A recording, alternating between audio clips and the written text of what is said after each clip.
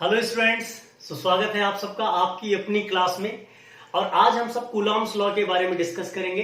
Although आप सब ने चार्जेस एंड इट्स प्रॉपर्टी को लास्ट लेक्चर में पढ़ लिया है, सीख लिया है, समझ लिया है। सो अब हम लोग डिस्कस करने जा रहे हैं बेटे कूलॉम्स लॉ। आपके सामने सबसे पहले क्वेश्चन में लेके आ रहा हूं, फिर हम कूलॉम्स लॉ के बारे में डिस्कस करेंगे।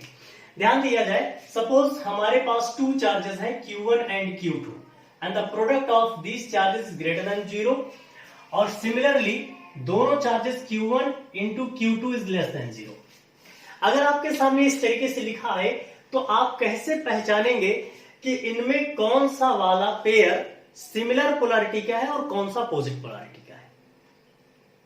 अगर ये हम लोग पहचान पाए तो यहीं से हमें समझ में आ जाता है और यहीं से हमारे कूलॉम्स लॉ की शुरुआत होती है।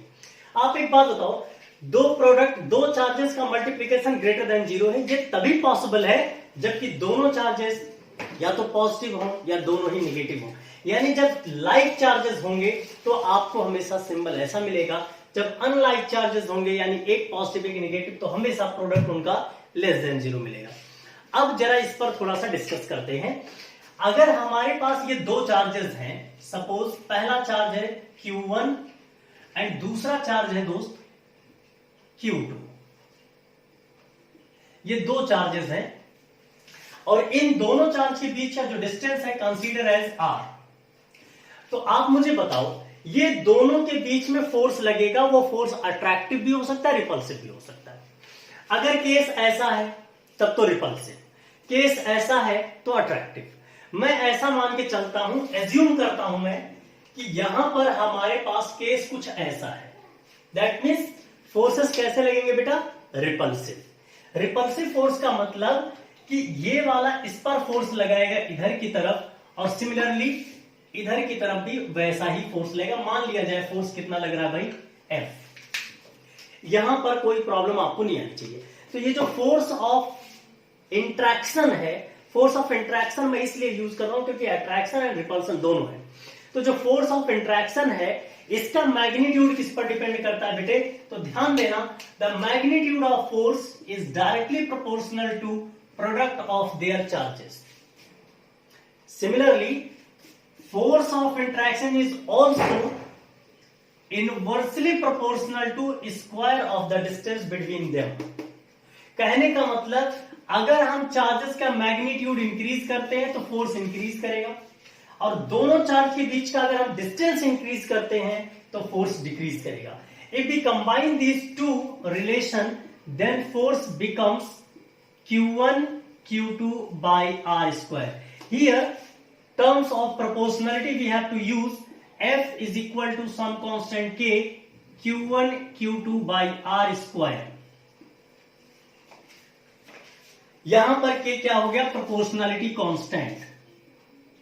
प्रोपोर्शनलिटी कांस्टेंट यहां पर हम यूज करेंगे और यहां पर ध्यान दिया जाए, इस K की वैल्यू इन द वैक्यूम या air 9 into 10⁻⁹ newton metre square पर कूलॉम स्क्वायर लिया जाता है।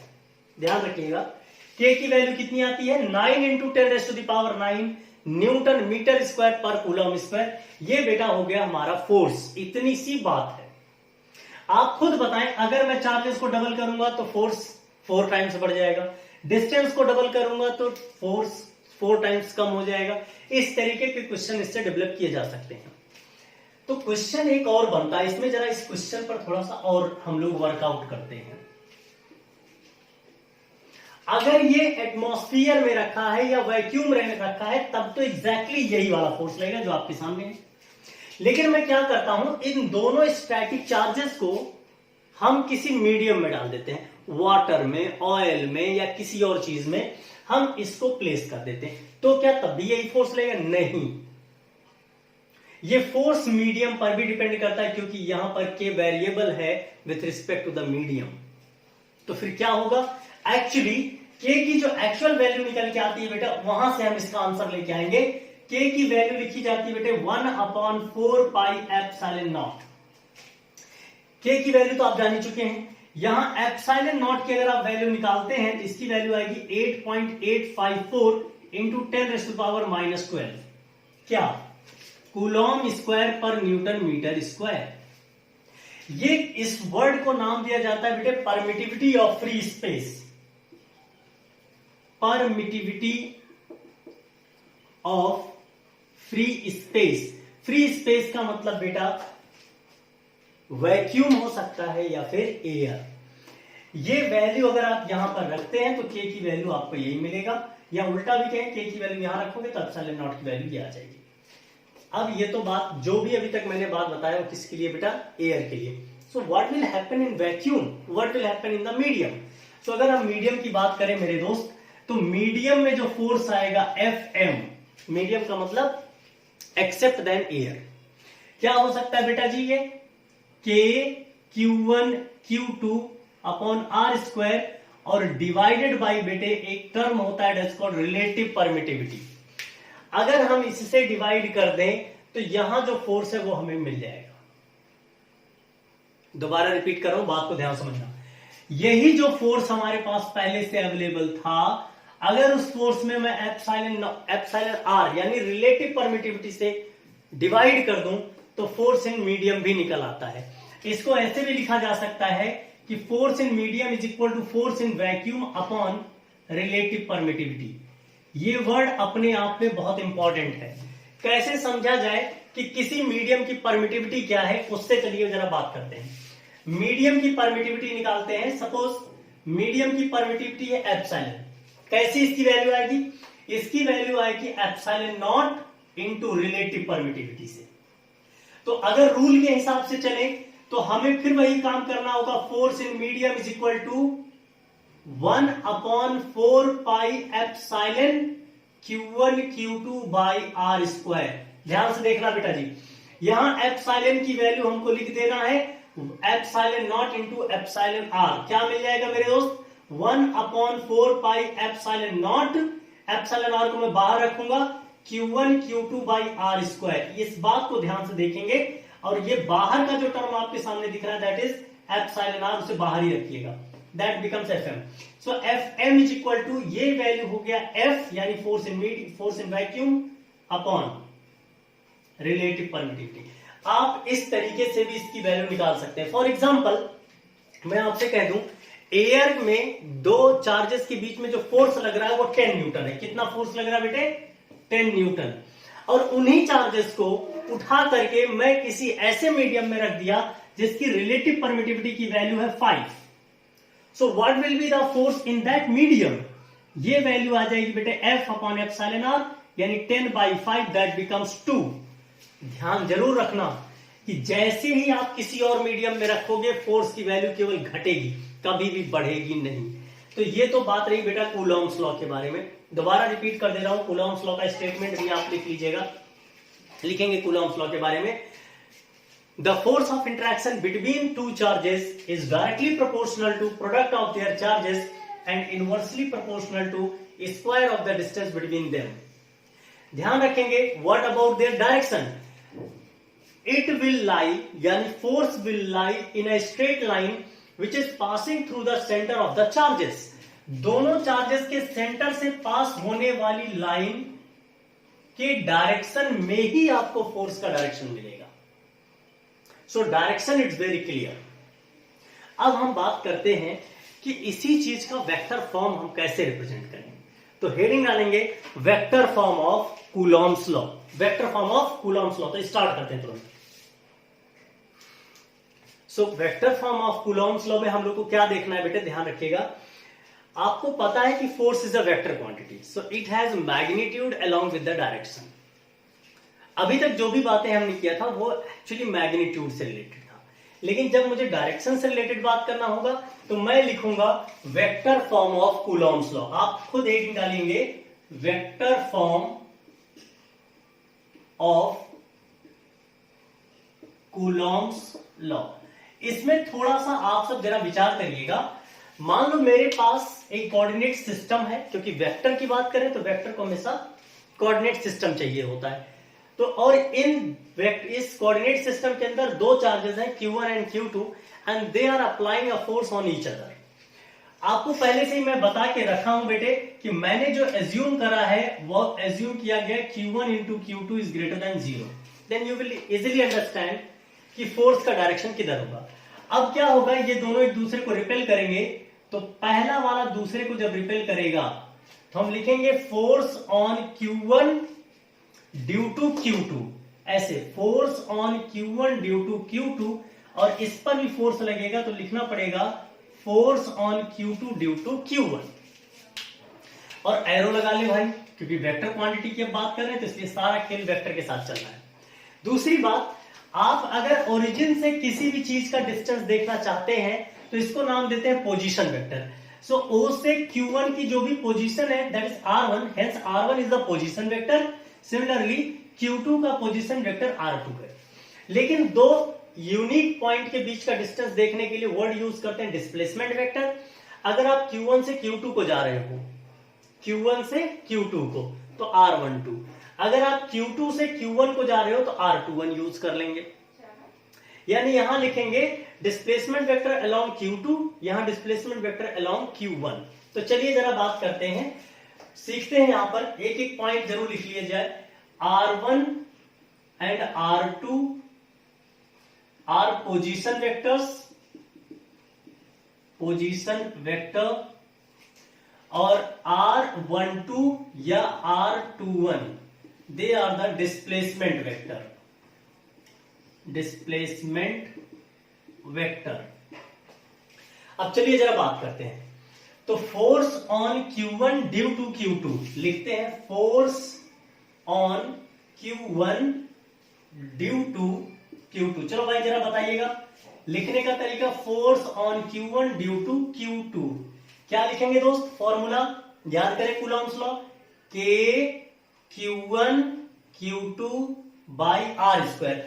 R का जो यहां पर लेंथ होगा, जरा ध्यान देना बेटे, जो इसकी लेंथ है वही एक्चुअली इसका मैग्नीट्यूड होगा, और इसकी लेंथ को बेटा जी मैं चाहूंगा आप R से रिप्रेजेंट करें। तो यहां पर मैं लिख दूंगा K Q1 Q2 upon R square. अच्छा, डायरेक्शन किधर होगा भाई? 2 किधर की तरफ फोर्स लगाने जाएगा? 1 की तरफ। तो क्या लिखना होगा भाई? R21। डायरेक्शन के लिए कैप वर्ड यूज करते हैं। अगर आपको भूल गया हो तो मैं एक बार रिमाइंडर दे दूं। वेक्टर क्वांटिटी को हम लिखते हैं बेटा जी ऐसे। वेक्टर में दो चीज होता है, मैग्नीट्यूड एंड डायरेक्शन। यहां ए हमारा मैग्नीट्यूड है और ए कैप हमारा डायरेक्शन है। सो डायरेक्शन के साथ वेक्टर को हमेशा लिखा जाता है, ये बात हमें पता ही है। तो अगर कभी हमें डायरेक्शन निकालने की जरूरत पड़ेगी तो हम क्या लिख देंगे? वेक्टर अपॉन के मैग्नीट्यूड। इस केस में जरा देखो ध्यान से बेटे, ये फोर्स रहा, ये फोर्स का हो गया मैग्नीट्यूड और ये फोर्स का हो गया डायरेक्शन। क्यों? क्योंकि भैया जी यहां से यहां जा रहे हो फोर्स लगाने के लिए, तो फोर्स कौन लगाने जा रहा है? 2 किधर की तरफ? 1। तो 1 के डायरेक्शन में होना चाहिए, तो ये वाला टर्म हमको यूज करना पड़ेगा। आगे बढ़ते हैं। फोर्स, इस चीज को आप चाहे तो थोड़ा और अच्छे से लिख सकते हैं। आप R21 को कुछ दे सकते हो शायद। R21 एक डायरेक्शन ही तो है, इसकी वैल्यू क्या हो सकती है? Vector R21 divided by R magnitude. तो अगर इस चीज को यहां रिप्लेस कर दिया जाए तो आप इसको थोड़ा अलग फॉर्मेट में लिख सकते हैं, दैट इज F12 यानी force on 1 due to 2 is equal to K Q1 Q2 by R cube. लिख दो भैया R क्यूब। क्यों? क्योंकि इसके नीचे R21 वेक्टर अपॉन R, और R into R square becomes R cube. So R21 vector. Suppose this is your relation number 1 and this very important relation, ध्यान रखेंगे। अब एक बात और सुनना ध्यान से, अगर मैं सिमिलरली लिख दूं कि फोर्स ऑन 2 ड्यू टू 1, तो क्या हो जाएगा? Force on Q2 due to Q1। क्या मिलेगा मेरे दोस्त? जरा इस पर ध्यान देना। लिखना पड़ेगा आपको force on 2 due to 1 is equal to K Q1 Q2 by R cube R12। मुझे नहीं लगता आपको इसमें कोई हेडेक होनी चाहिए, बिल्कुल आसान तरीके से आप इस चीज को समझ सकते हैं। भाई ये आपका हो गया रिलेशन नंबर 2। कोई समस्या? देख लो भाई साहब, सोच समझ लो आराम से। इसके बाद हम क्या करने जा रहे हैं, जरा इस पर विचार करते हैं। अगर आप थोड़ा सा ध्यान दें, हम लोग को एक बात पढ़ाया गया था कि जो डायरेक्शन होता है, सपोज ये डायरेक्शन ए है और मैं माइनस साइन से मल्टीप्लाई कर दूंगा तो डायरेक्शन बदल जाता है। मतलब अगर नेगेटिव से किसी भी वेक्टर को मल्टीप्लाई करो तो उसका डायरेक्शन ही चेंज हो जाता है। आपको क्या लगता है कि अगर बेटा जी मेरे पास R21 इधर की तरफ जा रहा है, सपोज इसको सही से लिख के आपके सामने दिखाते हैं, R21 ऐसे जा रहा है, अगर मैं माइनस से मल्टीप्लाई करूं तो माइनस R21 हो जाएगा। आप मुझे बताओ ये किसकी डायरेक्शन है? फिर ये R12 की तो डायरेक्शन है यार। कहने का मतलब minus R21 is equal to R12। एक बात यहां लिखा जा सकता है, but R12 is equal to minus of R21।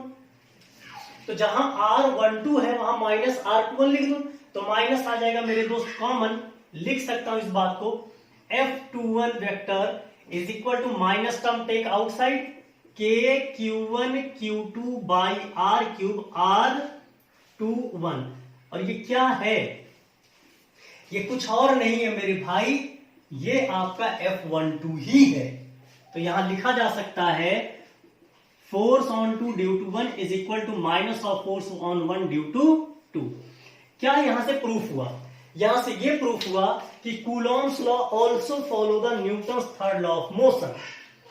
ध्यान से समझना बेटे, ये vector form extremely important part था, इसलिए ये आपके लिए बहुत जरूरी है कि आप इसको अच्छे से समझें। ध्यान रखिएगा, मैं आपको दोबारा रिवाइज करवा देता हूं। यहां पर दो चार्जेस लिए गए बेटे, Q1 एंड Q2। इन दोनों चार्जेस के पोजीशन वेक्टर R1 है और R2 है। डिस्प्लेसमेंट वेक्टर R21 या R12 लिख सकते हैं। R21 का मतलब क्या हुआ कि 2 1 की तरफ मूव करेगा, 1 2 का मतलब है 1 2 की तरफ मूव करेगा। ओरिएंटेशन इसका जो लास्ट वाला होता है वो दिखता है। अब देखिए जरा, जब इस पर फोर्स लगेगा तो मैं लिखूंगा फोर्स ऑन 1 ड्यू टू 2, ये लिखा, फोर्स ऑन 2 ड्यू टू 1, ये लिखा। इसकी वैल्यू में देखो, फोर्स का मतलब हुआ magnitude along with the direction. Now you can convert the direction like this, so direction में वेक्टर अपॉन मैग्नीट्यूड, और ये बेटा हो गया। सिमिलर प्रोसेस में आप दूसरे के साथ भी सेम खेल कर सकते हैं, और नॉर्मल चीजों को अप्लाई करके भी बेटा इसका प्रॉपर आंसर दिया जा सकता है। आप क्लास 12th में हैं, वेक्टर से रिलेटेड छोटी मोटी बातें आपको पता होंगी, नहीं भी पता है बेटे तो जो बात मैंने बताई है उसको ध्यान रखें और इसको अप्लाई कर दें, definitely you will get the proper answer. इसके लास्ट पोर्शन की तरफ हम मूव करने जा रहे हैं। The last portion is very important, that is superposition theorem of the electrostatic forces. So let's start.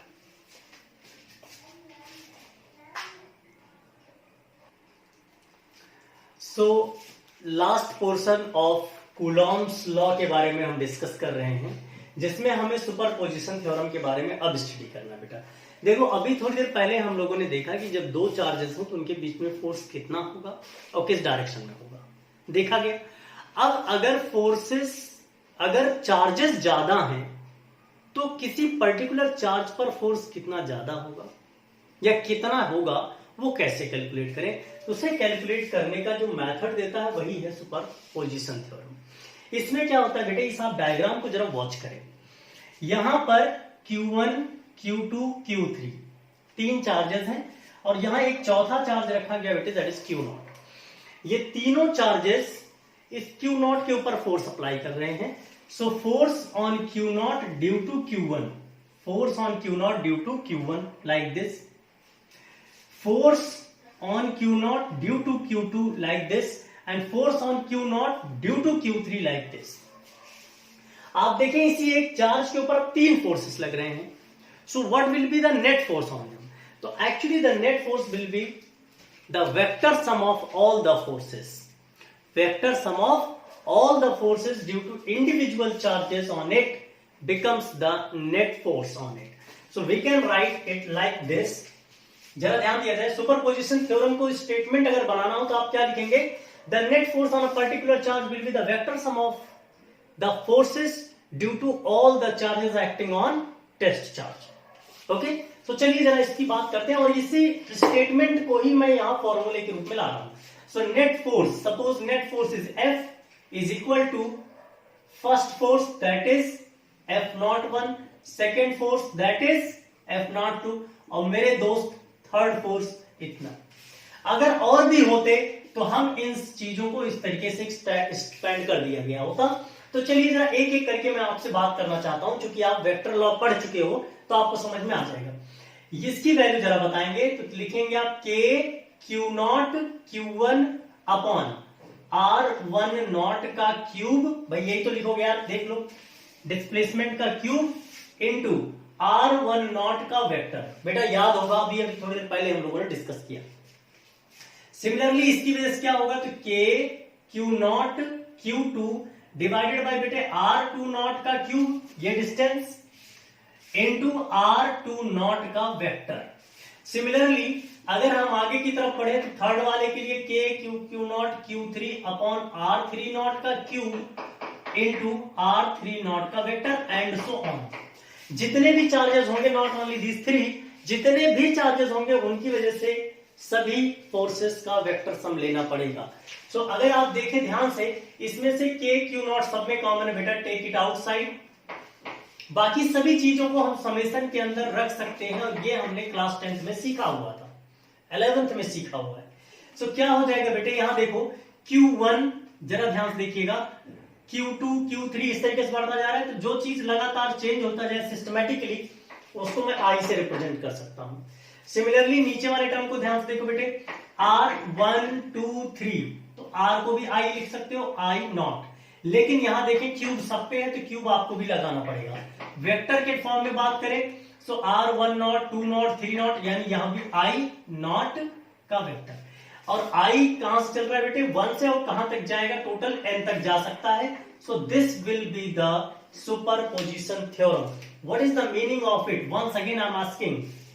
Superposition का मतलब बेटा vector sum of all the forces acting on the test charge due to individual charges. That's the simple process. यही बेटे आपका पूरा vector sum finish हो जाता है। आप इसके बारे में जानते हैं, इतने लिखेंगे, बहुत ज्यादा कुछ इससे न्यूमेरिकल में तो ये बहुत ज्यादा काम, इस मेथड को नहीं लेंगे हम। एनालिटिकल मेथड या कंपोनेंट मेथड जो हम पढ़ चुके हैं 11th में क्लास में, उसी को यूज करेंगे। ध्यान देना, फोर्स के बारे में केवल अगर दो फोर्सेस लगे हैं किसी चार्ज के ऊपर, जरा ध्यान दिया जाए। एक बार मैं मेथड बता देता हूं नेट फोर्स निकालने का। Method to find net force. तो इसके लिए बात करेंगे, दो बातें आपके लिए बेटे बहुत अहम होंगी और ये आपको आना ही चाहिए। सबसे पहला है law of parallelogram. Parallelogram, law of parallelogram के बारे में बता दूं, यहां पर अगर केवल दो ही फोर्स लगे होते तो जो नेट फोर्स यानी रिजल्टेंट आता, दैट बिकम्स पहले फोर्स का स्क्वायर प्लस दूसरे फोर्स का square plus 2 F1 F2 cos theta. Here cos theta is the angle between F1 and F2। इस मेथड से निकलता, बहुत ही आसान तरीके से निकलता। सपोज बेटे Q1 यहां है, Q2 यहां है और Q0 यहां पर है, तो इन दोनों की वजह से एक फोर्स इधर जाता, दूसरा फोर्स इधर की तरफ आता, F1 और F2, और इनके बीच का ये एंगल थीटा होता, और ये फॉर्मूला अप्लाई कर देते। लेकिन अगर बेटा जी फोर्सेस ज्यादा है, चार्जेस ज्यादा है, तो कैसे निकालें? Then please use component theorem. Component theorem, component theorem के बारे में आपको पहले ही बताया जा चुका है कि जितने भी वेक्टर दिए गए हों, F1 या F2 या F3 जो भी दिए गए बेटे, उनके साइन और कॉस को ब्रेक करो, break in into sine component and cos component के फॉर्म में। बाद में बेटा सबको ऐड करके एक्स एक्सिस वाले को अलग से ऐड कर देना, that become sigma F X. Y axis को ऐड कर देना, that become sigma F Y. एक क्वेश्चन करूंगा, समझ में आ जाएगा। और यहां से नेट रिजल्टेंट आर आ जाएगा, that is sigma F X का square plus sigma F Y का स्क्वायर। मेरे दोस्त बड़े आराम से वैल्यू आ जाएगी। और डायरेक्शन भी निकालना है, तो alpha is equal to tan inverse summation of F Y divided by summation of F X. यहां से ध्यान रखना बेटे, ये दो मेथड है, ये 11th क्लास के दो मेथड हैं जो हमारे लिए न्यूमेरिकल सॉल्व करने में रामबाण बनने वाले हैं। इससे कोई भी क्वेश्चन छूटने नहीं पाएगा। हर क्वेश्चन का आपको सटीक आंसर मिलेगा, एग्जैक्ट आंसर मिलेगा, आसान तरीके से आंसर मिलेगा। ऐसे क्वेश्चंस हम लोग एक दो अभी तुरंत करेंगे अगले वीडियो में। और प्लीज उस क्वेश्चन को वॉच जरूर करो अगर आपको कूलॉम्स लॉ को सही से समझना है तो। इट्स माय हम्बल रिक्वेस्ट कि केवल थ्योरी पे देखो, चैप्टर 1 और चैप्टर 2 में चार्ज से रिलेटेड कुछ बातें थी, और चार्ज से रिलेटेड क्वेश्चंस बहुत कम पूछे जाते हैं, आपके लेवल से बहुत छोटे हैं, इसलिए मैंने उनमें क्वेश्चंस के बारे में कोई खास जिक्र नहीं किया। ऑल्दो क्वेश्चन उससे भी है, Q is equal to any से क्वेश्चन तुम बना सकते हो, बट इससे रिलेटेड मेरे दोस्त क्वेश्चन छोड़ मत देना। वेरी वेरी इंपॉर्टेंट क्वेश्चन इससे जनरेट होते हैं और बनते हैं अगर आपको कॉन्सेप्ट क्लियर है तो। सो मैं इससे रिलेटेड दो क्वेश्चन आपको बताऊंगा। एक जो इस मेथड से सॉल्व हो जाए, दूसरा जो इस मेथड से सॉल्व हो जाए, और हम अपनी बात को यहीं पर फिनिश करेंगे। So thank you so much for having the patience, listening carefully and increasing your knowledge. तो हैव फन, एंजॉय करते रहें, पढ़ते रहें और आगे बढ़ते रहें। थैंक यू सो मच बेटा।